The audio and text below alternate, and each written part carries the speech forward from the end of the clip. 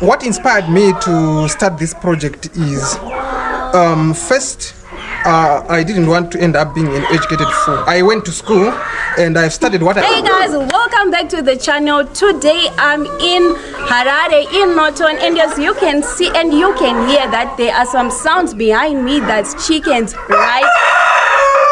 Oh yes, and I'm with my brother. He breeds chickens. So today we just want to learn about chickens and everything. My brother, welcome back to the channel. Welcome to the channel. A pleasure.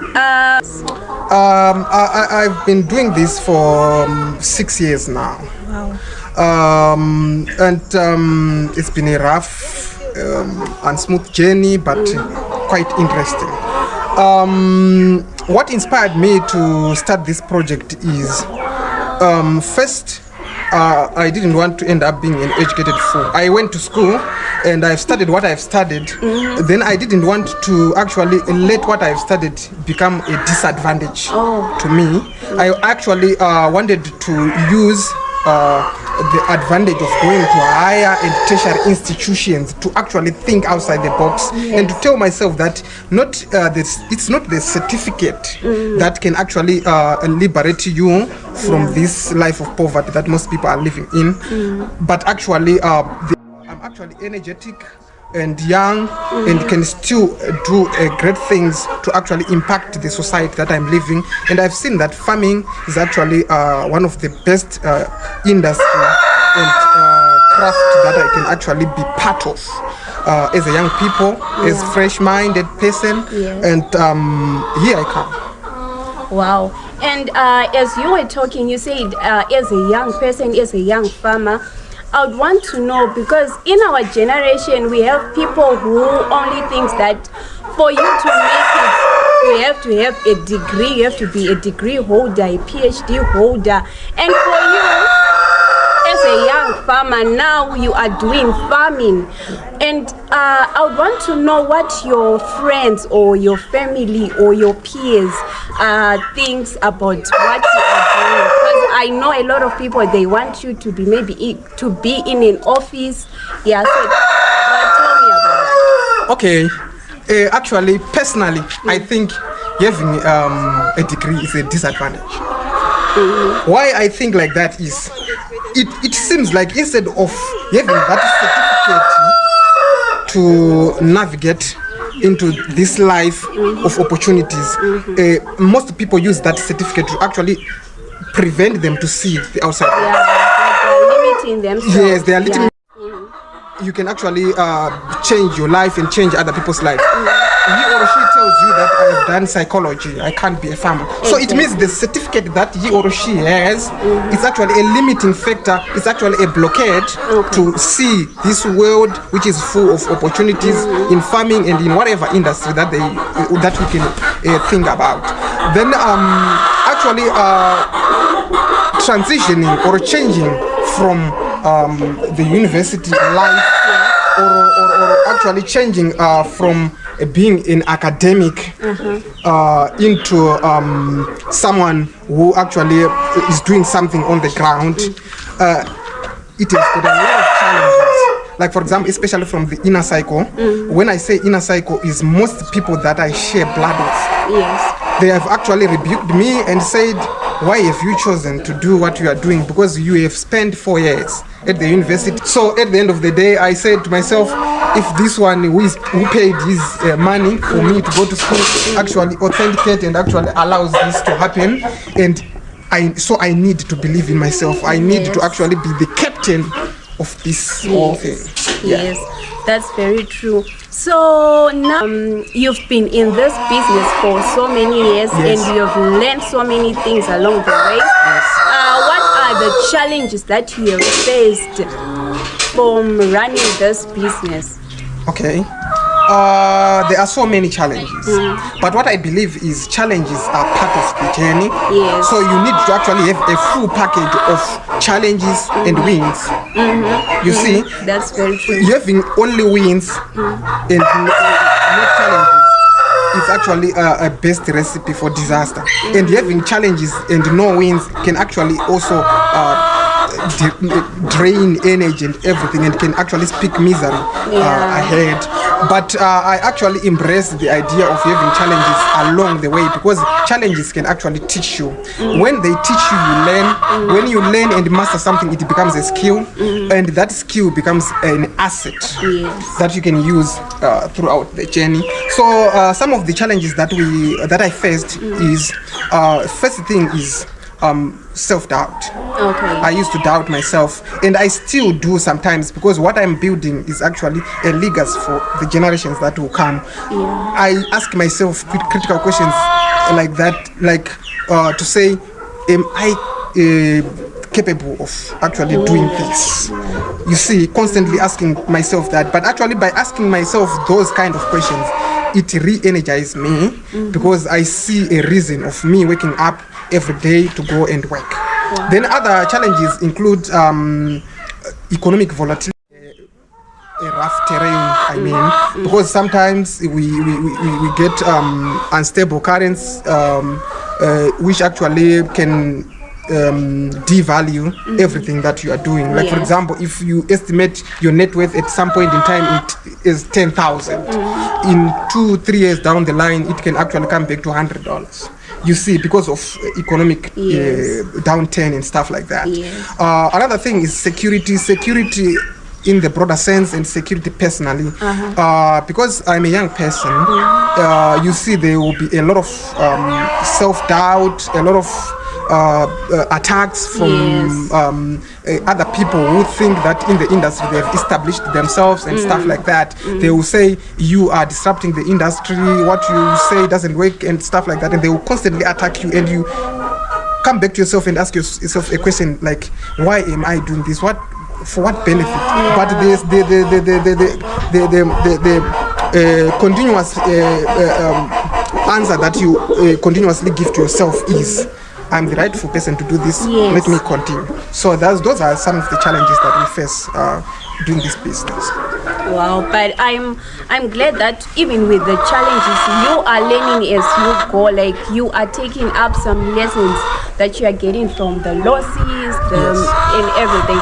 So I've heard Kuti, he breeds chickens. Now please educate me and maybe educate some of our viewers who may be watching and are not familiar with what you do. So educate us with what you really do. Okay, so breeding is about producing quality genetics, and those quality genetics are going to be used by other people as seeds to actually produce high quality products. Maybe a good example is Seedco. Seedco breeds seed, maize seed and other crop seeds. We go there, we buy seed. They breed seeds. I breed seeds in chickens. So that other farmers can come here and buy seed and actually going to grow those chickens and establish their businesses. You see, so I've got a collection of breeds that I'm having here. I've got a progesterone. These breeds are called heritage chickens, which means they have got a heritage value. They lay eggs, they produce a very good carcass, which is ideal for meat, because at the end of the day, we want to fight this food insecurity in the country. This issue of malnutrition and stuff like that, we don't want it. We are producing healthy, lean protein for the people. Organic. Yes. So that's why what I'm fighting for, and that's what makes me actually wake up every day with energy to work on this business, because I believe that I can be part of this generation which is actually drive and push this agenda of feeding our nation, rightfully and correctly feed our nation. So these breeds, they come from different societies. They are well adapted, and I'm happy having them here. So how many breeds of chickens do you have here? I have got 4. I think I've given the names: the Poch Kukuku, the White Australorp, the Rhode Island Red, and the Black Australorps. Okay, so how lucrative is the business of breeding chickens, especially in Zimbabwe? or in Harare, how lucrative is it? The business landscape for poultry is very lucrative, but the challenge is most people are getting into the business for the wrong reasons. Okay. And the only secret for you to be viable, to be profitable in this business is to know the reason why you have started it. Yes. And that reason should be actually tied to the idea that you love the business, you love to do what you are doing, you are passionate, you are committed, you are dedicated. Wow.